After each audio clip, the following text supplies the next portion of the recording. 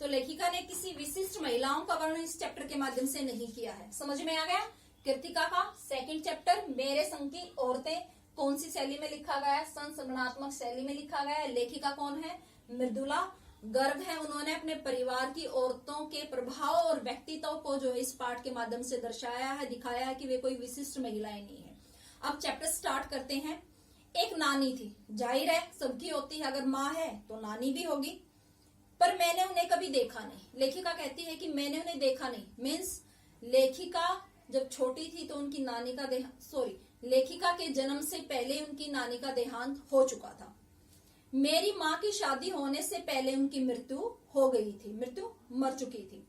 शायद नानी से कहानी न सुन पाने के कारण बाद में हम 3 बहनों को खुद की कहानियां कहनी पड़ी।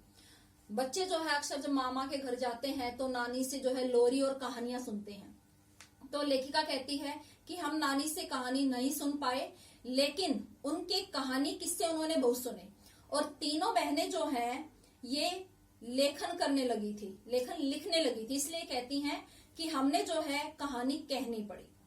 नानी से कहानी भले न सुनी हो, नानी की कहानी जरूर सुनी और बहुत बाद में जाकर उसका असली मर्म होता है गूढ़ रहस्य, जो उसका गहरा अर्थ, जो उसका रहस्य था, उसका गहरा अर्थ था, वो बाद में समझ में आया। बचपन से जब वो अपने नाना के घर जाती थी या अपने घर में भी थी तब वो अपनी नानी की कहानी किस्से जो है औरों से सुनती थी, लेकिन उसका अर्थ जो है, उसका रहस्य उन्हें कब समझ में आया? जब वो समझने योग्य हो गई, थोड़ी बड़ी हो गई। पहले इतना ही जाना कि मेरी नानी पारंपरिक परंपराओं को, रीति रिवाजों को मानने वाली, अनपढ़, पढ़ी लिखी नहीं थी, पर्दानशी, पर्दा करने वाली, ये उनकी नानी की विशेषताएं हैं। क्वेश्चन आपका आता है कि लेखिका की नानी की विशेषताएं बताइए।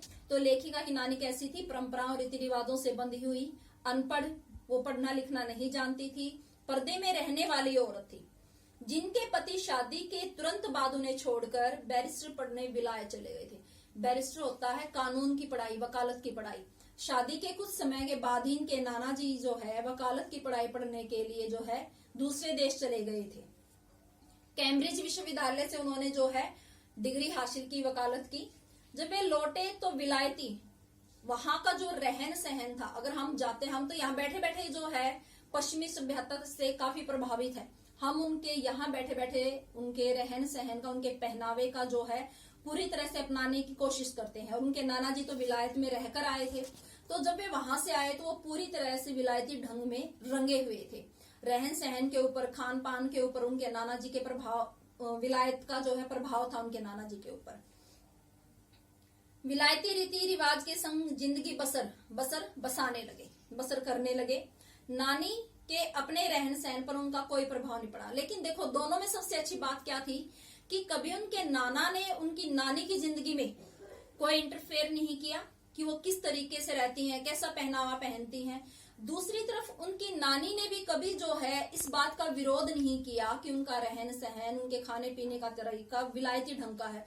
दोनों एक दूसरे के साथ जो है सामंजस्य बनाकर चलते हैं।